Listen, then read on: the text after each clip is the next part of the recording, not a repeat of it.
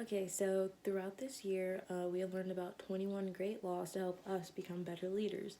And I was lucky enough to get the chance to explain Law 3, the law process, a little better to you guys, go a little more in depth about it.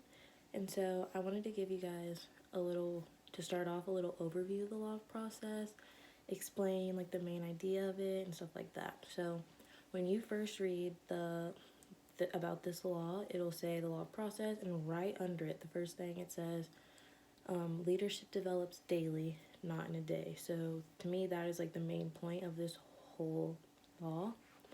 And then as you keep reading, you will learn a story about Anne Sheber. So this is very important to the law process and how it works. So she lived off Social Security and was only making a little over $3,000 a year. She worked with the IRS, and they didn't really treat her the best. She had a law degree, but she didn't have the opportunity to like make her way up the company or anything like that.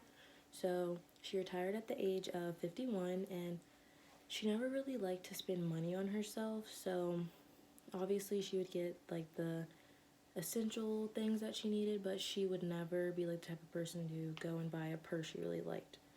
She just didn't spend her money on stuff like that. So you might think like, why is she so important to this law? Like, she didn't really have the best like job situation. She wasn't making that much money and stuff like that. But after she died, a university in New York received her entire estate, and the estate that she left was worth $22 million. So she was only making about $3,000 a year, and then now has an estate that is worth $22 million. And she left it to a school she had no affiliation with. So this university in New York, she didn't go there, she didn't know anyone who went there or anything like that, but she left this whole estate to them. And so you might be wondering now, like, how did a woman who was retired for 50 years build up an 8-figure fortune? But we'll get back to that later, and we'll answer that question a little later. So now I want to talk about just the law process and leadership, stuff like that a little bit. So becoming a leader takes time, and as a leader, you always have to continue to learn new things. Like new things about people, the people you're working with, and new ways about yourself and how you lead and how you should lead. So when it comes to people, like working with people, leading other people, you need to know what works best for them, what they're going to react the best to, and stuff like that. And then for yourself, you need to pay attention to how you're leading and how people are responding to your leadership, what you can improve on your leadership and with things like that.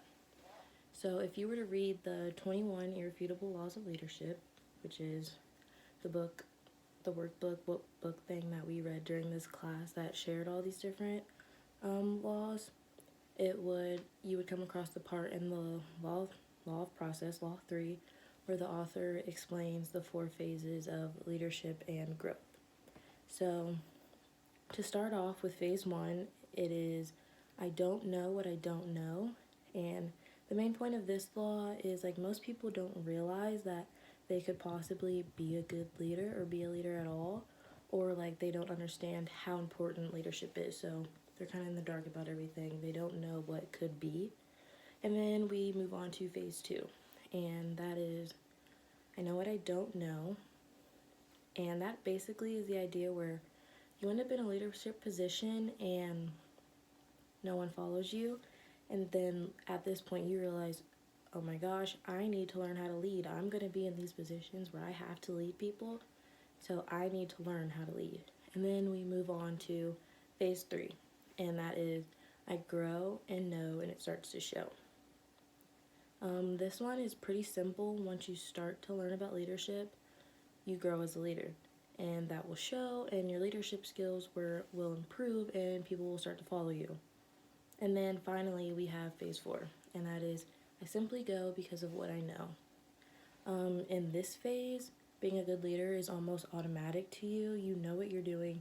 You're not questioning yourself like you were in phase 3. Phase 3, you weren't so sure about everything, like you were just dipping your toe in and stuff like that. Phase 4, you know what you're doing. You're not questioning yourself, nothing like that.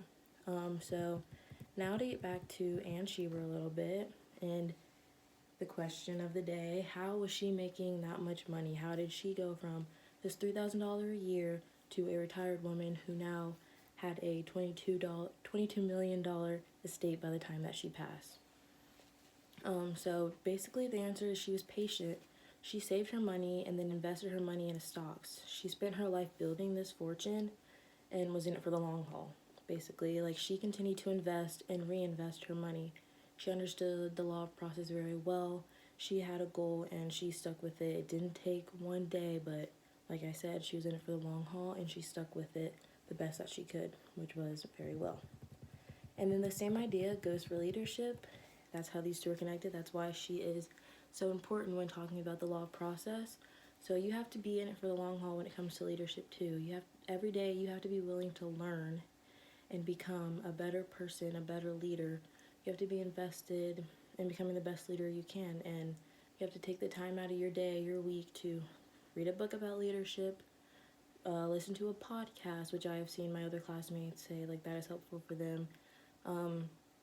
Look up, think about like the leaders in your life who you look up to. Like, so for me, like my mom or my sisters or coaches I've had in my life.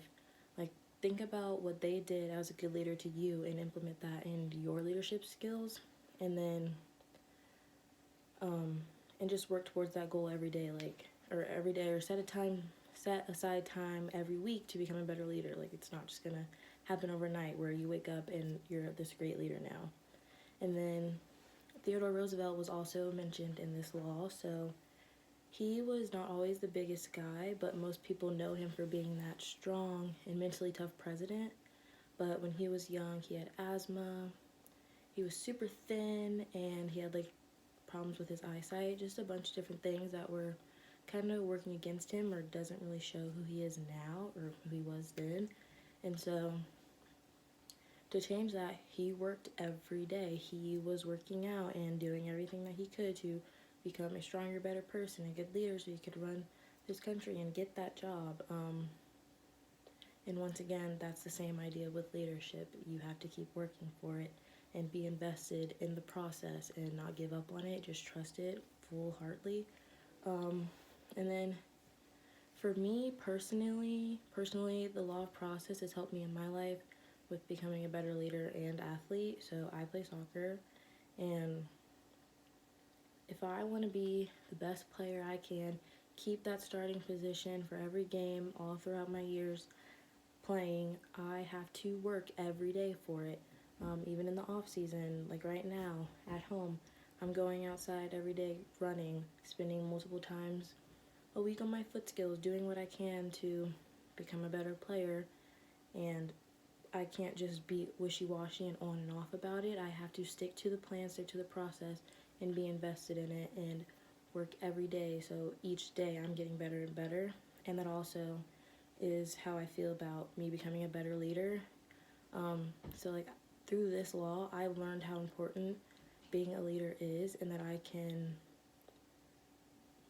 just become a better leader if I keep working at it and doing what I need to do to work at it, and trusting the process every day and being invested in the process.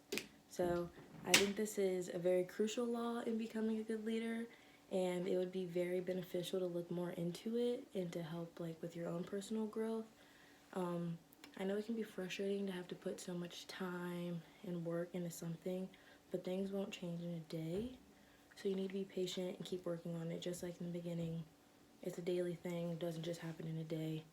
Take your time with it. Keep working on things like that, and it'll all work out in the end. Being a leader isn't the easiest thing or anything. Nothing in life is going to come easy, so we just have to remember to keep working on it, and it will all work out.